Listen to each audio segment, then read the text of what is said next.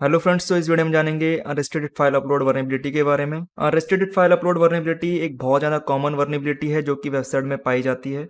और अभी तक आपने जो भी मेरी वीडियो देखी है, इससे आपको एक चीज़ क्लियर होगी कि hacking is all about finding vulnerabilities. एक डेवलपर है, उसने एक एप्लीकेशन बनाई या कोई भी सॉफ्टवेयर बनाया, और डेवलपमेंट करते समय एक अगर डेवलपर कोई सिक्योरिटी वर्नेबिलिटी क्रिएट कर देता है, कोई लॉजिक फ्लॉ क्रिएट कर देता है एप्लीकेशन में, तो उसको फाइंड करके एक्सप्लॉइट करने का काम ही हम हैकिंग में करते हैं। फिर चाहे वो इथिकल हैकिंग हो या ब्लैक हैट, ग्रे हैट, जो भी हो, मेन फंडा होता है कि हमें वर्नेबिलिटी ढूंढनी है।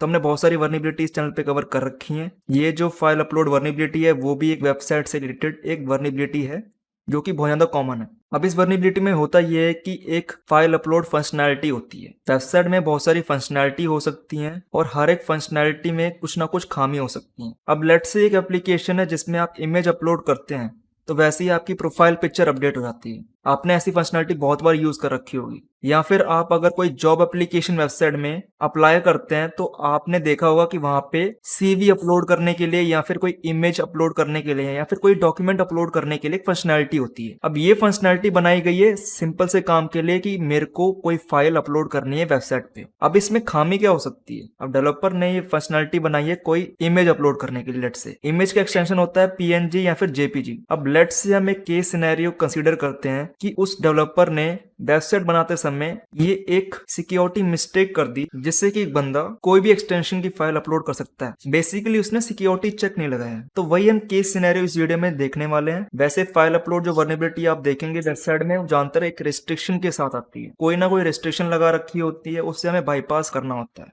अब फाइल अपलोड वर्नेबिलिटी से बहुत सारी चीजें हम अचीव कर सकते हैं। इसे अब्यूज करने के बाद हम कुछ केसेस में क्रॉस साइट स्क्रिप्टिंग या फिर एक्सएमएल एंटिटी इंजेक्शन या फिर एसक्यूएल इंजेक्शन भी, या फिर कुछ केस में हम डॉस अटैक या फिर हम रिमोट कोड एक्सक्यूशन वर्नेबिलिटी भी अचीव कर सकते हैं। और अगर हम इसकी सिवियरिटी की बात करें तो ये क्रिटिकल लेवल वर्नेबिलिटी है। इस सिंगल वर्नेबिलिटी से आपकी पूरी वेबसाइट कॉम्प्रोमाइज हो सकती है। और एक ऑब्वियस क्वेश्चन अब ये आएगा कि कोई फाइल अपलोड करने से हमें एक्सेस कैसे मिल जा रहा है। मान लिया उस डेवलपर ने ये गलती की है कि उसने कोई सिक्योरिटी चेक नहीं लगाया, उसने फंक्शनैलिटी बनाई इमेज अपलोड करने के लिए। अब मैं वहां पे कुछ भी फाइल अपलोड कर सकता हूँ, तो उससे एक अटैकर को क्या फायदा? अब देखो, लेट्स से बैकएंड पीएचपी समझता है।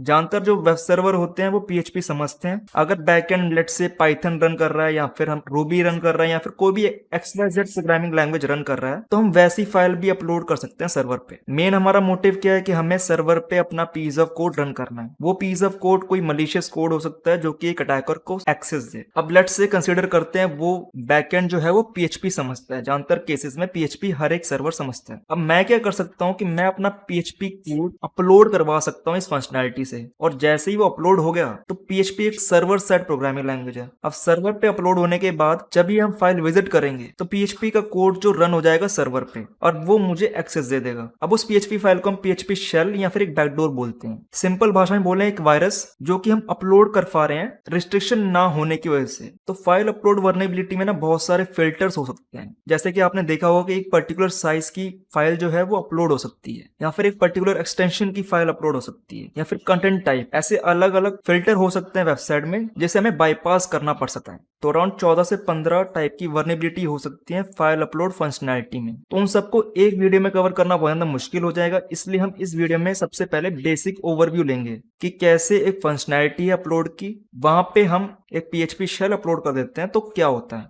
तो चलिए शुरू करते हैं प्रैक्टिकल डेमोन्स्ट्रेशन। प्रैक्टिकल डेमोन्स्ट्रेशन के लिए मेरे पास एक सिंपल सी वेबसाइट है। इस वेबसाइट में 3 फाइलें हैं और इसमें सिर्फ एक अपलोड बटन की फंक्शनैलिटी है। ये एक वर्नेबल सोर्स कोड है जो कि मैंने यहाँ पे सिर्फ डेमोन्स्ट्रेशन के लिए बनाई है। रियल वर्ल्ड वेबसाइट में आपको कुछ ना कुछ फिल्टर मिलेंगे जिन्हें आपको बाईपास करना होगा, इसलिए बेसिक डेमोन्स्ट्रेशन मैं आपको यहाँ पे लैब वेबसाइट पे करा रहा हूँ। इस वेबसाइट में 3 फाइलें हैं, एक है HTML फाइल, दूसरी है PHP फाइल और एक अपलोड नाम का फोल्डर। ये upload.php फाइल लेती है जो भी एक यूजर इनपुट करता है, उसके बाद इसे राइट कर देती है इस पर्टिकुलर फोल्डर में। इसे मैं अपने लिनक्स सिस्टम में डिप्लॉय करूंगा। डिप्लॉय करने के लिए मैं यहाँ पे अपाचे सर्विस यूज करूंगा। सबसे पहला काम जो कि अगर आपने अपाचे सर्विस यूज कर रखी है तो होगा कि हमें इन फाइल को var.html फोल्डर में हमें मूव कराना है। तो यहाँ पे मैं सबसे पहले डेस्कटॉप में आ जाता हूँ और यहाँ पे मेरे पास एक फोल्डर है बेसिक नाम से, तो इसको मेरे को कॉपी कराना पड़ेगा। कॉपी कराने के लिए मैं लिखूंगा sudo cp-r basic और ये फोल्डर। अब इसके बाद मेरे को यहाँ पे एक्सिक्यूटेबल परमिशन देनी पड़ेगी, तो उसके लिए मैं लिखूंगा sudo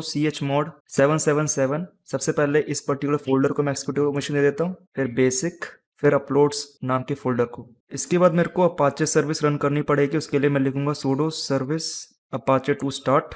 अगर आपको कोई भी एरर देखने को नहीं मिलता है, इसका मतलब वेबसाइट सक्सेसफुली डिप्लॉय हो गई है। इसके बाद अगर आप कोई भी वेब ब्राउज़र ओपन करेंगे और इसमें आप यहाँ पे लिखेंगे लोकल होस्ट, तो आपको यहाँ पे एक डिफ़ॉल्ट अपाचे का पेज दिखेगा। आपको जाना है बेसिक वाले फोल्डर में और यहाँ पे वेबसाइट डिप्लॉय हो गई है हमारी। तो यहाँ पे सबसे पहले मैं कोई इमेज अपलोड करने की कोशिश करता हूँ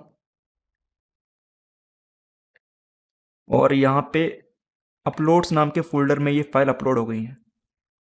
यहाँ पे आप देख सकते हैं। तो एक बेसिक फंक्शनैलिटी है, जो भी हम अपलोड करते हैं वो ये अपलोड हो जा रही है।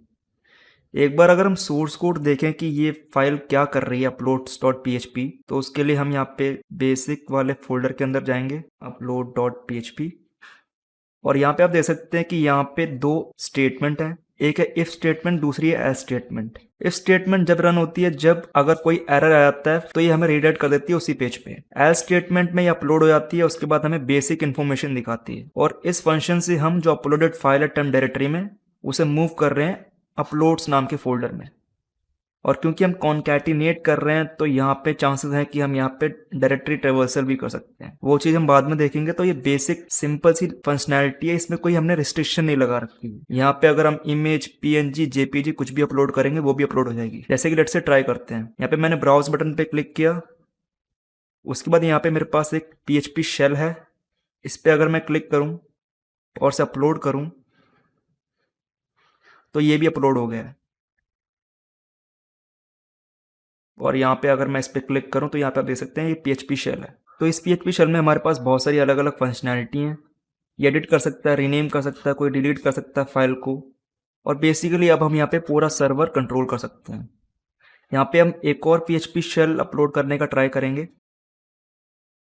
और वो PHP शेल आपको लिनक्स में ही मिल जाएगा। कुछ PHP शेल हमारे पास काली लिनक्स में पहले से आते हैं। जैसे कि अगर आप ये कमांड लिख देंगे तो ये जो पर्टिकुलर बैकडोर है वो आपकी करंट डायरेक्टरी में कॉपी हो जाएगा। जैसे कि अगर मैं यहाँ पे ls करके दिखाऊं तो हमारे पास सिंपल backdoor.php।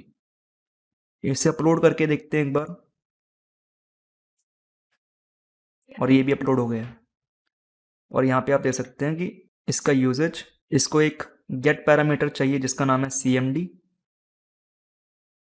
और यहाँ पे आप देख सकते हैं कि हमने यहाँ पे etc passwd फाइल रीड कर ली। अगर आपको नहीं मालूम etc passwd फाइल क्या होती है, ये एक पर्टिकुलर लिनक्स में एक डायरेक्टरी होती है etc के अंदर passwd, जिसके अंदर हमारे पास यूजर्स जो कितने बने हुए लिनक्स में उनके बारे में इंफॉर्मेशन होती है। बेसिकली अब हम यहाँ पे कोई भी कमांड रन कर सकते हैं, जैसे कि ls, और यहाँ पे जो भी इस पर्टिकुलर फोल्डर में फाइल हैं वो यहाँ पे इसने लिस्ट कर दी है। तो बेसिकली अब हम कोई भी रिमोट कमांड रन कर सकते हैं सर्वर पे। तो आगे आने वाली वीडियो में हम देखेंगे कि यहाँ पे तो कोई भी रिस्ट्रिक्शन नहीं है। लेट्स से वहाँ पे कोई रिस्ट्रिक्शन है, लेकिन वो रिस्ट्रिक्शन इतनी अच्छी सिक्योरली कोड नहीं की गई है, मतलब उसको हम बाईपास कर सकते हैं। तो वो हम कैसे करेंगे उसके लिए हम आगे आने वाली वीडियो में देखेंगे। तो इस वीडियो में इतना ही, मिलते हैं अगली वीडियो में।